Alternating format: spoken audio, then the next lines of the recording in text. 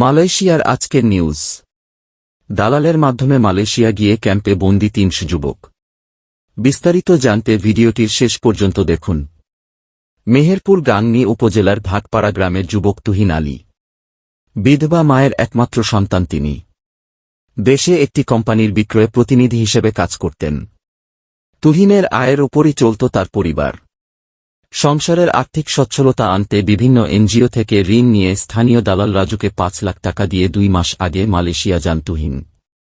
সাহেবনগর গ্রামের জাহিদের ছেলে আদম পাচারকারীর দালাল রাজু তুহিনকে ভালো বেতনে কোম্পানিতে কাজ দেওয়ার কথা বলে নিয়ে যান মালয়েশিয়ায়। তুহিন আলী মোবাইল ফোনে ঢাকা পোস্টকে বলেন, মালয়েশিয়া আসার পর কয়েকজন লোক তাকে নিয়ে যায় রাজধানীর কুয়ালালামপুরের সালাক সালাতান নামের একটি ক্যাম্পে। সেখানে আমার মতো ৩ শতাধিক যুবক বন্দী রয়েছে। আমাকে ওই ক্যাম্পে থাকা অন্যান্য যুবকরা জানান, তারা ৫-৬ মাস আগে এখানে এসেছি। আমাদেরও এই ক্যাম্পে আটক রাখা হয়েছে। তাদের মধ্যে অনেকেই এসব দালালের মাধ্যমে সহায় সম্বল বিক্রি করে ৪ মাস আগে মালয়েশিয়া গিয়েও আটকা পড়ে আছেন ওই ক্যাম্পে। তাদের বন্দী থাকা কিছু ভিডিও ছড়িয়ে পড়েছে সামাজিক যোগাযোগ মাধ্যম ফেসবুকে। তারা ভিডিও বার্তায় বলেন, আমরা বেশ কয়েক মাস যাবৎ এই ক্যাম্পে আটকা আছি। শুধু তুহিন নয়, এই ক্যাম্পে আটকা আছে গাংনী উপজেলার কল্যাণপুর গ্রামের আজমত আলীর ছেলে লালচাঁদ ইসলাম। তিনি সাহেবনগর গ্রামের আদম পাচারকারী সুরজ আলীর মাধ্যমে ৫ লাখ টাকা দিয়ে ৩ মাস আগে গেছেন মালয়েশিয়াতে। কাজীপুর গ্রামের গোলাম বাজার এলাকার বজলুর ছেলে মাজেদ মাস্টারের হাতে ৫ লাখ টাকা দিয়ে মালয়েশিয়া যান কাজীপুর গ্রামের কাদের হেলালের ছেলে আনারুল ইসলাম। তিনি জানান, মাজেদ মাস্টারের হাত ধরে এলাকার ৩ শতাধিক যুবক মালয়েশিয়া এসেছেন। সবার ভাগ্যে জুটেছে একই অবস্থা। মোহাম্মদপুর গ্রামের ইয়ারুল ইসলামের ছেলে জমিরুল ইসলাম মালয়েশিয়া গেছেন সাহেবনগর গ্রামের দালাল আবদুল্লাহর মাধ্যমে। তার কাছ থেকে নিয়েছে ৫ লাখ টাকা। জমিরুল ইসলাম বলেন, প্রায় ৫ মাস আগে মালয়েশিয়াতে এলেও এখন পর্যন্ত কোনো কাজ দেয়নি। সাপ্লাই ভিসা দিয়ে এখন আটক রেখেছে এই ক্যাম্পে। আমরা এখানে মানবেতর জীবনযাপন করছি। এখানে খাওয়া নেই, পানি নেই। ছোট্ট রুমে গাদাগাদি করে রেখেছে। কিছু বললে হত্যার হুমকি দিচ্ছে।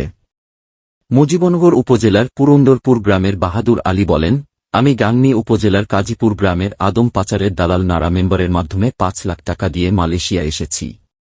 প্রায় ৪ মাস এই মানব ক্যাম্পে আটকা পড়ে আছি। আমরা খাওয়ার না খেয়ে মারা যাব। আবার বাড়িতেও ঋণের কিস্তি। কথা বললে হত্যার হুমকি দিচ্ছে। শুধু তুহিন, বাহাদুর, আনারুল, জমিরুল বা লালচাঁদ ইসলাম নয়, ওই ক্যাম্পে আটকা পড়ে আছে প্রায় ৩ শতাধিক যুবক। পরিবারের সচ্ছলতা ফেরাতে জমিজমা বিক্রি করে ঋণধার দেনা করে দালালদের মাধ্যমে এসেছেন মালয়েশিয়ায়। একমাত্র সম্বল ভিটে মাটির বিক্রি করে তারা জনপ্রতি ৫ থেকে ৭ লাখ টাকা তুলে দিয়েছেন। মালয়েশিয়া গেলেও আকামা, কাজের অনুমতিপত্র না পাওয়ায় কর্মহীনভাবে মানবেতর জীবনযাপন করেছেন তারা।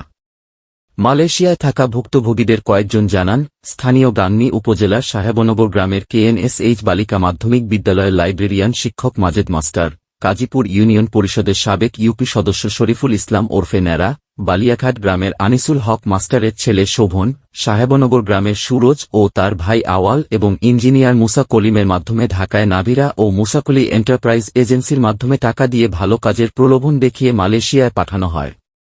গেল ৩-৬ মাসেও দালাল চক্রের সদস্যরা কোনো কাজ দিতে পারেনি। দালাল চক্রের পক্ষ থেকে প্রথমে খাবার ও পানি দেওয়া হলেও এখন তা বন্ধ করে দিয়ে টাকা দাবি করা হচ্ছে। দেওয়া হচ্ছে বিভিন্নভাবে প্রাণনাশের হুমকি। মালয়েশিয়াতে আটকে থাকা একাধিক ভুক্তভোগী পরিবারের সদস্যরা জানান, সন্তান ও পরিবারের সদস্যদের স্বাবলম্বী করার লক্ষ্যে কেউ দিয়েছেন জমি বন্ধক রেখে, কেউ সুদের উপরে টাকা নিয়ে, কেউ বা তুলেছেন ঋণের কিস্তি। এখন যাদের কাছ থেকে টাকা নিয়েছি তারা বাড়ির উপর এসে টাকা নেওয়ার জন্য চাপ দিচ্ছে। কাজীপুর ইউনিয়ন পরিষদের সদস্য ফারুক আহমেদ জানান, আমার এলাকার অনেক যুবক দালাল চক্রের খপ্পরে পড়ে মালয়েশিয়ায় পাড়ি জমিয়েছেন। ৩ মাস যাবত কাজ না পেয়ে মানবেতর জীবনযাপন করছেন। আমরা তাদের পরিবারের পাশে আছি সব সময়। দালাল চক্রের সদস্য সাহেবনগর গ্রামের বাবলু জানান, আমি ৪ জনের কাছ থেকে ৫ লাখ টাকা করে নিয়ে মুসা এন্টারপ্রাইজের মাধ্যমে মালয়েশিয়া পাঠিয়েছি। ৩-৪ মাস পাঠানো হলেও আমার লোকজনকে কোনো কাজ দেয়নি এজেন্সি মুসা এন্টারপ্রাইজ। আজকে আমি তাদের খাবারের জন্য ৫,০০০ করে টাকা পাঠিয়েছি। মানব পাচারকারী আলোচিত দালাল গাংনী উপজেলার সাহেবনগর গ্রামে সুরুজ আলীর মোবাইলে কল করা হলে মোবাইল বন্ধ পাওয়ায় বক্তব্য নেওয়া সম্ভব হয়নি।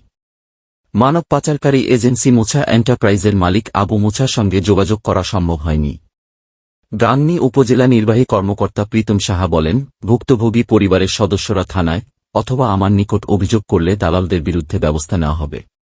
Meherpur police super S M. Nazmul Haque Dhaka পোস্টকে বলেন, আমরা প্রাইমারি ইনভেস্টিগেশন শুরু করেছি।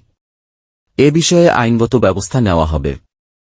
মেহেরপুর জেলা প্রশাসক শামীম হাসান ঢাকা পোস্টকে বলেন, বিষয়টি আমার নজরে এসেছে। ভুক্তভোগী সবাইকে থানায় মামলা করতে বলা হয়েছে। এ দিয়ে কোনো মানব পাচারকারীকে ছাড় দেওয়া হবে না।